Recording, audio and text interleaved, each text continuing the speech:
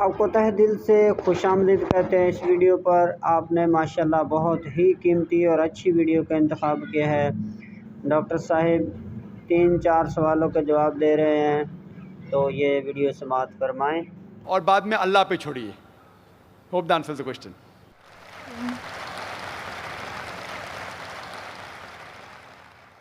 Mic number 2 میں کوئی غیر مسلم بھائی ہوں تو سوال کر سکتے ہیں۔ Good evening, sir. My name is Hardik Rathod and my profession is I'm studying in commerce. So my question is, I'm not clear with the concept of Makkah. That every person says that Makkah is in the center of the world. I'm not yet clear with this concept. I keep on asking with my friends that what actually Makkah is. But no one can give me the reliable answer. So please, I want to request you that please can you tell me in pure Hindi or English that what the actual concept of Makkah is? بھائی صاحب کا سوال ہے کہ میں اب تک یہ نہیں جان سکا مکہ کیا ہے، میں یہ نہیں جان سکا کیوں کہتے ہیں کہ مکہ زمین کے سینٹر میں ہے، محور میں ہے، میں یہ نہیں جان سکا کہ مکہ کیا چیز ہے۔ بھائی صاحب، مکہ جس طریقے سے قرآن مجید میں ذکر آتا ہے سورہ ال عمران میں سورہ نمبر 3 آیت نمبر 96 میں کہ بکہ وہ جگہ ہے جو سب سے پہلے عبادت کے لیے بنائی گئی، سب سے پہلے عبادت کی جگہ بنائی گئی وہ ہے مکہ۔ اور قرآن مجید میں لکھا ہے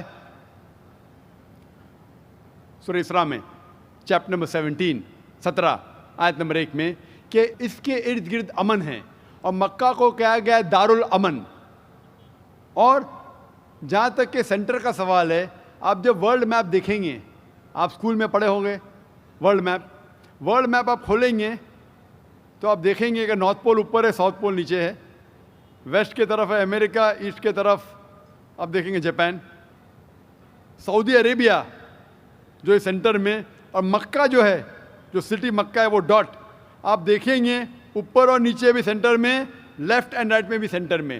تو اسی لیے ورلڈ میپ آپ دیکھیں گے تو مکہ از ان دا سینٹر، مطلب محور ہے۔ تو that is one of the meanings, but real ہے کیا وہ دارالامن ہے، اور وہ امن کی جگہ ہے، اور وہ پہلی عبادت کے لیے جگہ بنائی گئی۔ اللہ سبحانہ و تعالیٰ فرماتے ہیں قرآن مجید میں،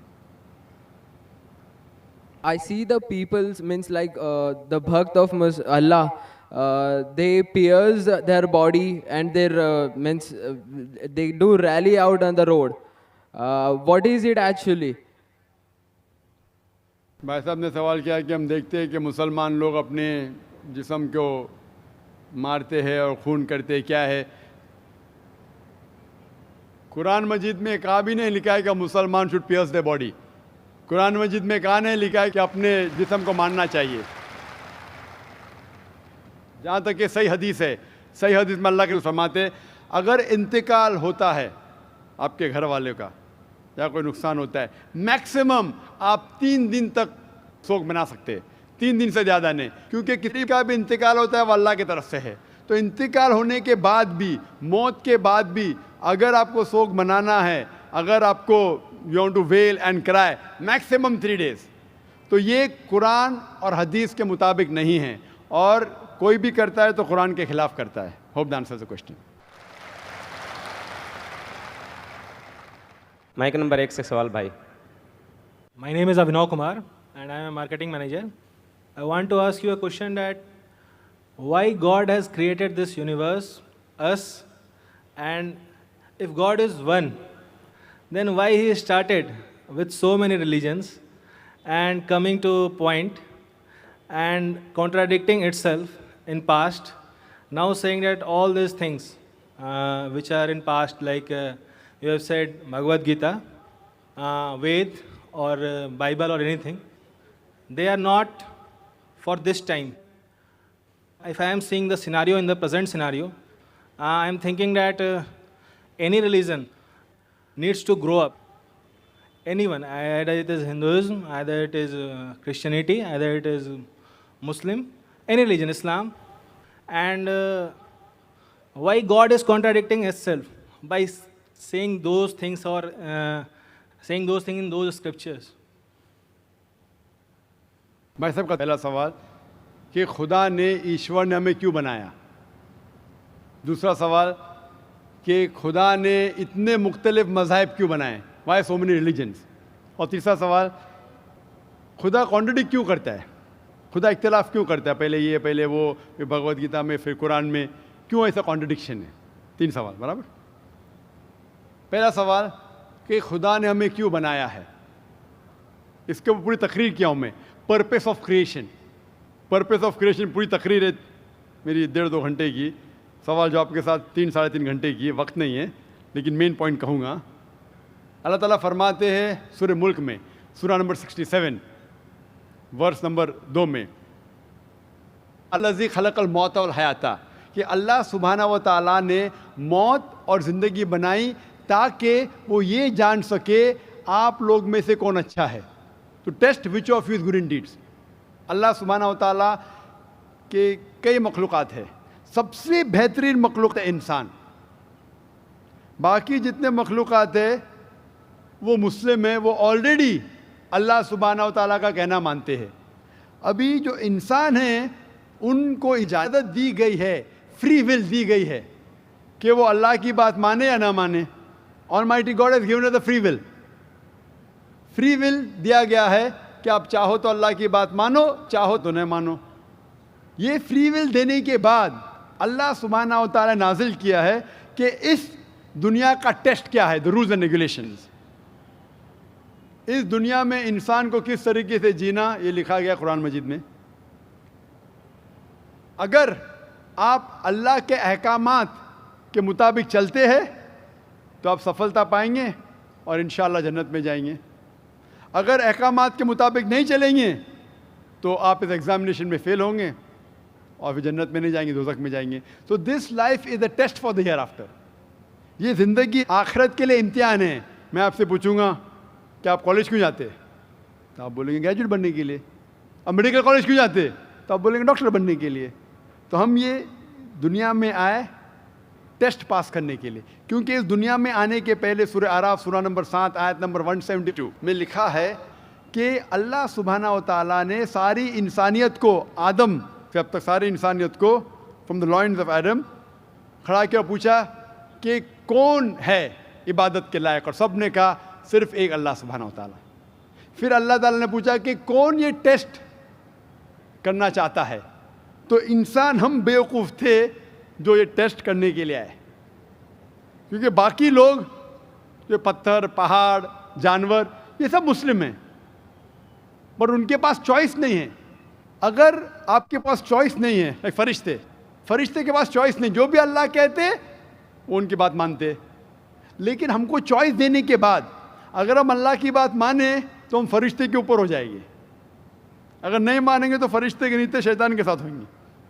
तो हमने बोले नहीं, हमको तो फर्स्ट क्लास फर्स्ट आना है, तो आ गए हम वहाँ पर, हम इस दुनिया में, ठीक है। तो ये टेस्ट है, और इंसान सबसे अच्छी मखलूक है, best creation of almighty God. तो this life is the test for the here after. और अल्लाह ताला फरमाते सूरह धारियात में सूरह नंबर 51 आयत नंबर 56, वमा खलक़तुल जिन्ना वल इंसा इल्ला लियअबुदून, कि हमने जिन और इंसान को नहीं बनाया सिर्फ अल्लाह की इबादत करने के लिए, और इबादत के लिए अल्लाह की बात मानना ज़रूरी है। So this life is a test for the here after. ये जो ज़िंदगी है आखिरत के लिए हमारे लिए इम्तिहान है। आपका सवाल नंबर 2 कि अल्लाह ने मुख्तलिफ मज़ाहिब क्यों बनाए। अल्लाह ने सिर्फ एक ही मज़हब बनाया है, एक ही दीन, जिसका नाम कुरान में है सूरह अल इमरान सूरह नंबर 3 आयत नंबर 19 में, इन्ना दीन इंदल्लाहिल इस्लाम, the only religion acceptable in the site of Allah is इस्लाम। सिर्फ एक ही दीन जो अल्लाह के नज़दीक सही है वो इस्लाम। इस्लाम के मानी है अमन, पीस। इस्लाम के मानी है to submit your will to God, खुद अपने ख्वाहिश से अल्लाह के अहकामात के मुताबिक ज़िंदगी को बसर करना। इस्लाम का मतलब ये नहीं कि मोहम्मद सुल्तान जाकिर, इस्लाम मतलब अल्लाह के अहकामात पे अमल करना और अमन हासिल करना। तो जितने पैगंबर आए सिर्फ इस्लाम सिखाए, मज़हब एक ही है लेकिन मज़हब का पैगाम बदला गया। जिस तरीके से जो पहले भाई साहब के सवाल में मैंने जवाब दिया था کہ سارے پیغمبر کا اہم پیغام تھا کہ خدا ایک ہے، صرف اس کی عبادت کرو، اور آخری پیغمبر محمد صلی اللہ علیہ وسلم میں باقی چیز میں لٹل بٹ ڈفرینس ہوگا، but the basic message was the same. Basic جو پیغام تھا ایک خدا، صرف اس کی عبادت کرو، اس خدا کی کوئی پرتیما نہیں، بت پرستی غلط ہے، اور اس ایشور کے آخری پیغمبر محمد صلی اللہ علیہ وسلم.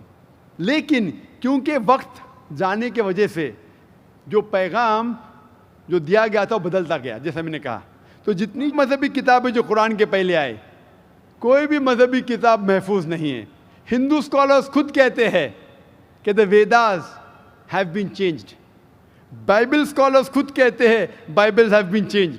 جتنے مذہبی کتاب کے اسکالرز کہتے ہیں کہ ان کی مذہبی کتاب میں تبدیلی آ چکی ہے.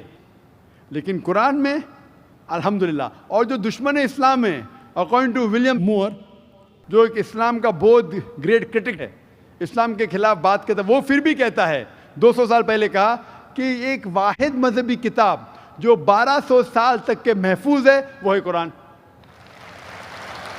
تو مذہب ایک ہی ہے، اللہ میں ماننا، اس کی عبادت کرنا، اس کے علاوہ کسی کی عبادت نہیں کرنا، اور آخری پیغمبر محمد صلی اللہ علیہ وسلم. ایک ہی مذہب. ہم لوگوں نے اس کے غلط ڈفرینٹ نام دیے، تو مذہب ایک ہی تھا.